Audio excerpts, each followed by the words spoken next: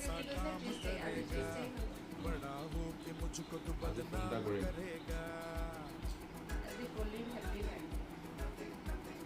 पापा कहते थे ऐसा काम करेगा बेटा बड़ा हो के मुझको तू बदनाम करेगा जिंदगी यूं तो खुली सड़क है सड़क पे तू साला जाम करेगा पापा कहते थे ऐसा काम करेगा बड़ा কালি যে কৈছিলে হেৱাটো মই এবাৰ হেৱা কৈ থাকোঁতেই গৈ পিনে চিকাত ২ চাপ দি দিম গমেই নাপালোঁ